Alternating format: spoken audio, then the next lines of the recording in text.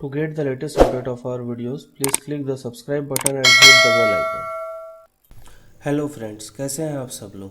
आज के इस वीडियो में हम बात करने जा रहे हैं ग्लोब, लैटिट्यूड एंड लॉन्गिट्यूड्स, जो कि आपके ज्योग्राफी का चैप्टर नंबर 2 है। तो फ्रेंड्स, ग्लोब एग्जैक्टली होता क्या है।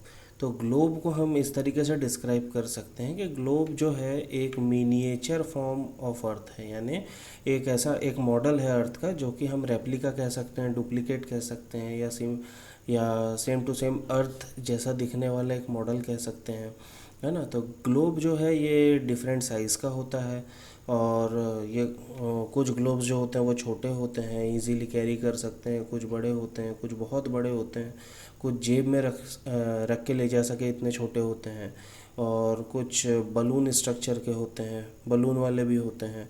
तो बेसिकली ये ग्लोब जो है एक तरीके का हैंडी मॉडल है अर्थ का।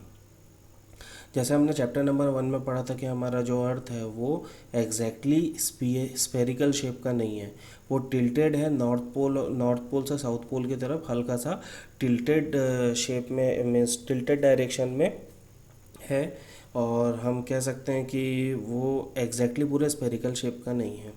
तो ऑन द ग्लोब बेसिकली इस ग्लोब में होता क्या है, तो ग्लोब में कंट्रीज़ होती है, कॉन्टिनेंट्स होते हैं, ओशियंस होते हैं, जो कि मीन्स उनका करेक्ट शेप, करेक्ट साइज़, उनका करेक्ट साइज़ हो गया, उनकी लेबलिंग हो गई है, एग्जैक्टली उनका एरिया, ये सब चीज़ें उस ग्लोब में मेंशन की हुई होती है। जैसे आप डायग्राम में देख रहे हैं तो एग्जैक्टली ये ग्लोब है क्या। तो ये ग्लोब देखिए, ग्लोब देखने में स्फेरिकल दिख रहा है लेकिन ये एग्जैक्टली स्फेरिकल शेप का है नहीं, है ना। तो ये जो ग्लोब का जो शेप होता है वो कुछ इस तरीके का होता है। यहाँ आप देख सकते हैं कि अगर नॉर्थ पोल से साउथ पोल की तरफ देखा जाए तो इसकी जो लंबाई होती है वो थोड़ी कम होती है एज़ कम्पेयर टू ईस्ट से लेके वेस्ट के डायरेक्शन में। तो ये ग्लोब कुछ इस तरीके का होता है। तो अगर और दूसरा अगर हम देखें तो ये ग्लोब जो होता है ये स्लैंट डायरेक्शन में होता है, यानी स्लैंटेड हम कह सकते हैं टुवर्ड द राइट डायरेक्शन की तरफ स्लैंटेड होता है।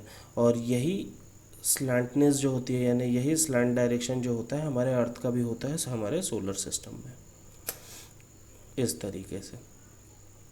चलिए अब हम इसके स्ट्रक्चर के बारे में पढ़ेंगे। तो अगर आप ये ग्लोब में देख रहे हैं तो इस ग्लोब के डायग्राम में एक निडल शेप स्ट्रक्चर होता है जिसमें ये ग्लोब फिक्स होता है, एक नॉर्थ पोल से होते हुए साउथ पोल की तरफ होता है। इस निडल शेप स्ट्रक्चर को हम क्या कहते हैं, एक्सिस कहते हैं। ओके। एंड जो नॉर्थ पोल होता है, साउथ पोल होता है, जैसे यहाँ पे मेंशन कर रहा है, जैसे मेंशन कर रहा है ना। अब ये जो स्फीयर होता है, इस स्फीयर को बीच में से एक इमेजिनरी लाइन जो होती है वो कट करती है। ये एग्जैक्टली होती नहीं है उस ग्लोब में, या हम कह सकते हैं हमारे अर्थ में ये लाइन होती नहीं है। ये एक इमेजिनरी लाइन है जो हमने बनाई है, जो हमारे अर्थ को 2 पार्ट में डिवाइड करती है। इस इमेजिनरी लाइन को हम कहते हैं इक्वेटर। इस इमेजिनरी लाइन को हम क्या कहते हैं, इक्वेटर कहते हैं। अब जानते हैं कि इक्वेटर क्या होता है। तो एग्जैक्टली इक्वेटर होता क्या है, तो इक्वेटर एक इमेजिनरी सर्कुलर लाइन है जो कि बहुत इम्पोर्टेंट होती है अर्थ में प्लेसेस को लोकेट करने के लिए।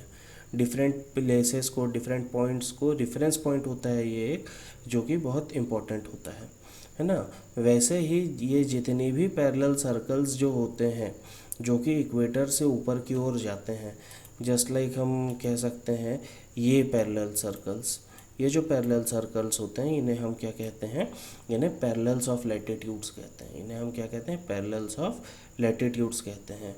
और ये जो लैटिट्यूड्स होते हैं ये एग्जैक्टली क्या कैसे मेज़र किए जाते हैं, ये डिग्री में मेज़र किए जाते हैं। हमारे चैप्टर का जो टॉपिक है लैटिट्यूड, तो अब यहाँ से आपको समझ में आएगा कि एग्जैक्टली लैटिट्यूड होता क्या है। तो ये इक्वेटर के ऊपर ये जो आपको पैरेलल सर्कल्स दिख रहे हैं, ये सर्कल्स जो हैं ये आपके क्या हैं, लैटिट्यूड्स हैं। इक्वेटर की जो डिग्री होती है, जैसे मैंने आपको बताया कि लैटिट्यूड जो होता है वो डिग्री में मेज़र किया जाता है, वहीं पे इक्वेटर जो होता है वो 0 डिग्री लैटिट्यूड शो करता है। और जैसे जैसे इसके जो डिस्टेंस होते जाते हैं, ये डिस्टेंस हर एक पोल की तरफ बढ़ते जाते हैं, ये 1/4 ऑफ द सर्कल हो जाता है अर्थ का 1/4 ऑफ द सर्कल हो जाता है। हम कह सकते हैं कि ये 1/4 ऑफ द 360 डिग्री होता है, 1/4 ऑफ द 360 डिग्री होता है फ्रेंड्स। अब हम पढ़ेंगे इम्पॉर्टेंट पैरेलल्स ऑफ लैटिट्यूड। तो ये जो important parallels of latitude exactly है क्या?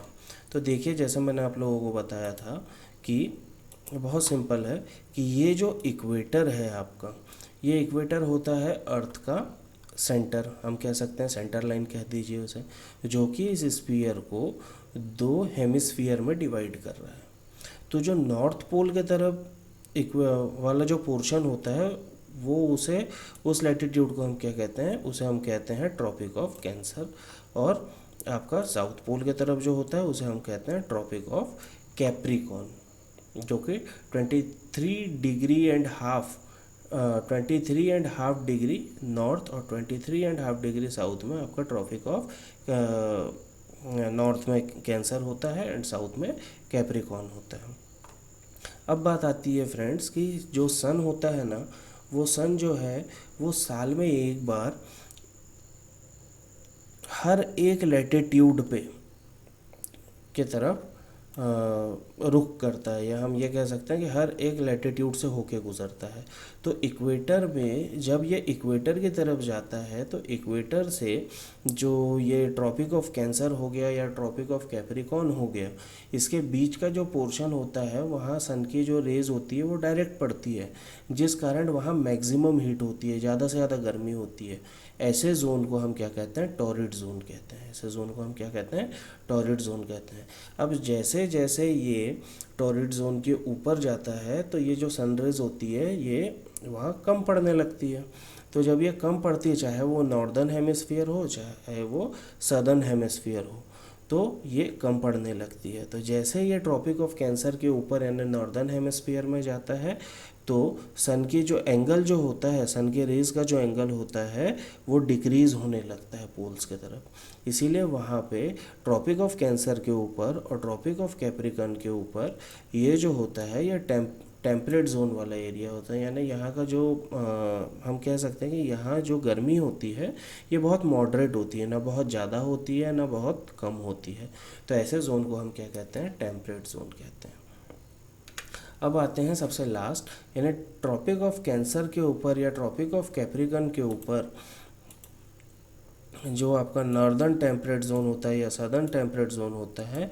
अब इसके ऊपर जब ये नॉर्थ पोल के तरफ यानी एकदम लास्ट में आपका आर्कटिक सर्कल के ऊपर, ये जो है आपका आर्कटिक सर्कल या आप एंटार्क्टिक सर्कल के ऊपर जब ये सनरेज पहुंचती है तो इनका जो इम्पैक्ट है इन पोल्स में बहुत कम होता है, बहुत ज़्यादा कम होता है। इस कारण क्या होता है कि यहाँ पे ज़्यादा हीट होती नहीं है, इसीलिए बहुत कोल्ड एरिया होता है। ये जो जोन होता है बहुत कोल्ड जोन होता है, इसीलिए इसे हम क्या कहते हैं, फ्रिजिड जोन कहते हैं इसे। इसलिए हम इसे क्या कहते हैं, फ्रिजिड जोन कहते हैं फ्रेंड्स। तो आज के लिए बस इतना ही फ्रेंड्स, क्योंकि इस चैप्टर को मैंने 2 पार्ट में डिवाइड किया हुआ है, ये चैप्टर थोड़ा बड़ा है, इसे 2 पार्ट में डिवाइड किया हुआ है।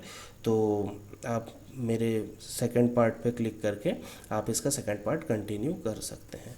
Thank you very much. To get the latest update of our videos, please click the subscribe button and hit the bell icon.